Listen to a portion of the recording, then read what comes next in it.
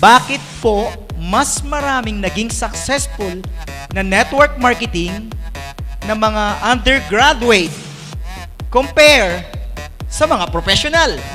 Oo nga. Tama, no? Bakit?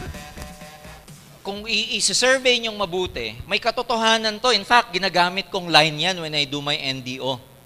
Lagi kong tinuturo during my NDO, bakit sa observation natin, mas maraming non-professionals, no, na nagsasucceed versus professionals. Alam mo, sagot dyan, attitude pa rin. Alam nyo kung bakit? Hindi ko nilalahat, no? Pero karamihan ng professionals, when they join, at the back of their mind, alam nila may fallback sila eh. Alam nila may babalikan sila eh. Yung bang tipong kahit na hindi mag-succeed sa networking, okay lang kasi may sweldo naman eh. May babalikan. May reservation. Ibig sabihin, meron silang fallback. May babalikan. May comfort zone. Comfort zone. Kumpara mo dun sa non-professionals, people like Leo Caduyac, people like Wilfredo Laway, tricycle driver, tuyo vendor, I met Yuri Mesagrande of Gensan, basahan vendor, if you know Junagaraw, embalsamador. Bakit mas nagiging successful itong mga to? Because these people, dahil alam nila wala na silang choice, dahil alam nila wala silang comfort zone, when they joined, ibinuhos na nila lahat-lahat kasi wala silang babalikan. Yun. In other words, yung mga non-professionals, pag sumama, they burn their bridges. Wala Burn the nang bridge. babalikan. Eh yung mga professional, engineer ka, nurse ka, doktor ka, lawyer ka, clerk ka, call center agent ka, alam mo na kahit hindi mo galingan dito, may naghihintay sa'yo eh. Second, yung non-professional pag nag-join, walang pride. Yeah. Alam niya wala siyang alam eh. Yes, yes. Hindi, Kumbaga, empty siya, Oh, empty. empty. Oo. Kumbaga para sa kanya, alam niyang grade 5 lang tinapos niya, grade 6. So, ang bilis pasukan. Oo. Kasi alam niyang uhaw. Wow. Eh yung mga professionals, again, hindi ko nilalahat. Yung professional magaling na eh. Nagbabounce daw yung mga ano doon eh. Yes. Mga teaching eh. Minsan, Alam ko na yan. mas magaling ako dyan eh. Yung ibang professionals, uupo ng 2 hours, mainipin. Saka judgmental na minsan Yes. sir eh. May mga iba-iba na silang opinion. So, Oo. it's just a matter of attitude. It doesn't mean na minsan, mas magaling. Hindi. Marami akong kilala, professional ang gagaling. Pero tinatalo ng non-professional na hindi magaling. Bakit? Attitude eh. Attitude. Kaya, kung ang bottom line dito is gagawin mo yung lahat or i-burn mo yung bridges mo at ang iisipin mo, wala ka nang babalikan, lalabas yung best mo eh. Yes. Pag lumabas yung best mo, you can do everything. Minsan, ang professional, mahirapan ng konti. Ma-Indian lang. Hindi bagay sa akin to eh. Balik na lang ako sa trabaho ko.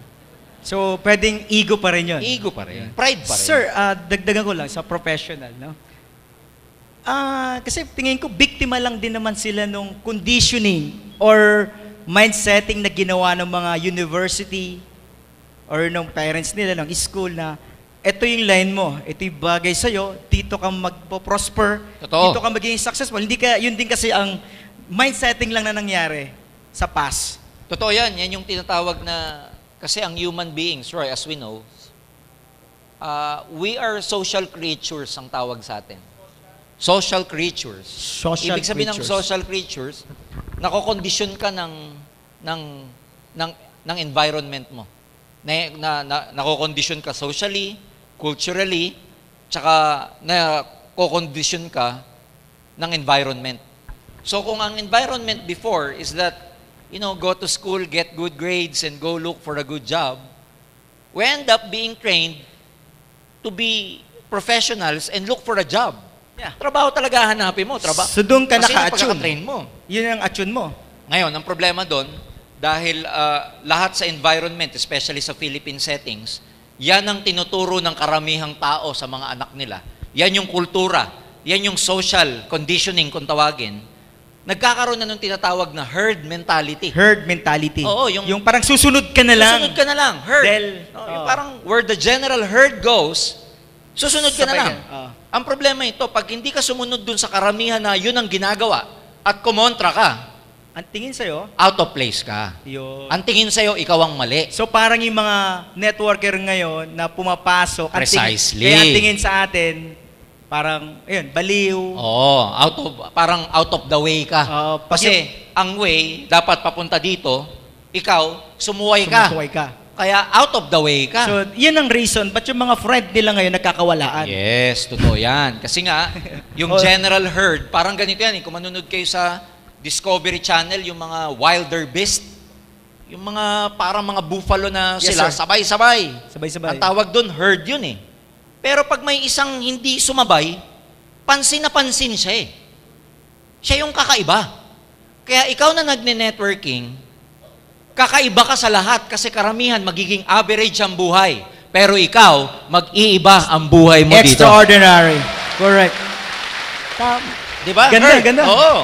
May napansin pa ako, sir, eh. Parang, heard din ba yung mga katulad ng mga nag-graduate ng nurse na dahil nga nauso, hindi na nag-isip eh. Dahil sa, parang naging dogmatic, hindi na question. Parang uso ang nurse, may pera sa pagiging Yes. RN, then sa Amerika may future ka, kikita ka ng dollar. Kaya lahat nagpaaral lang nurses. Totoo.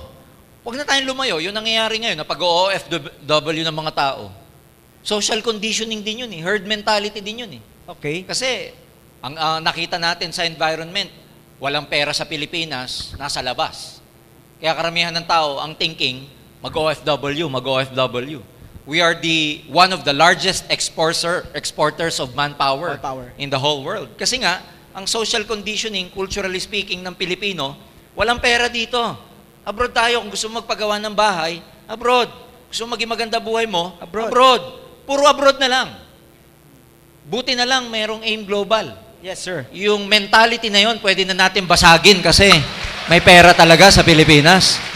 At katulad ng mga narinig ko kaninang testimony, paisa-isang umuwi na yung iba. No, yung iba, seaman, galing sa Saudi, everything. So, patunay lang na ang tunay na asenso, hindi mo na kailangan lumabas. Yes.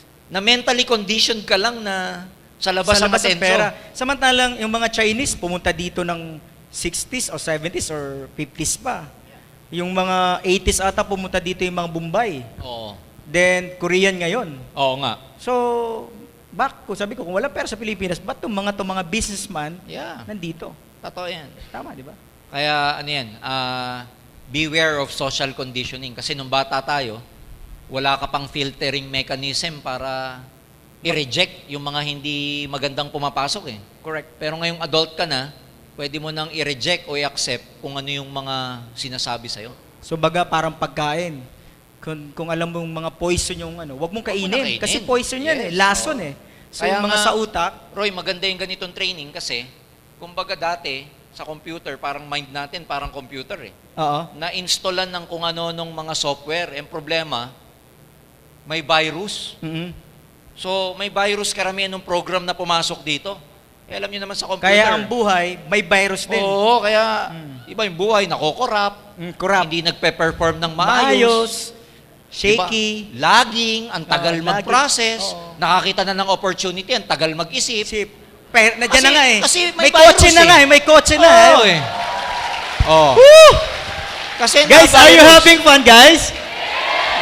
Kaya maganda, 'di ba sa computer maalis mo lang ang virus pag antivirus Nag-format ka. or nagreformat. Nag-reformat. Kaya nga yung ganitong training, ang mga trainings ng AIM Global, naka-design to para Reprogramming. i-format ang mga utak format. nila. Tama. Kasi pag na-reformat, tanggal ang virus. Lalagyan ng bagong Oo, system. babagyan ng Tatakbo bago. ng sistema. Yes. Gaganda ang flow. Yes, mabilis na ang process. Yes. Dati, kinakalawang. Upgraded ang processor. Yes. So, ganitong training para nag-upgrade tayo ng processor. Yes, oo. Kasi nagkakaroon ka ng panibagong prinsipyo. Nag-i-install ka ng panibagong philosophy. Tinatanggal mo yung mga matagal mong mga paniniwalang mali. So in a way, para ka nare-reformat. And can you imagine how many people out there ang hindi nate-training ng ganito?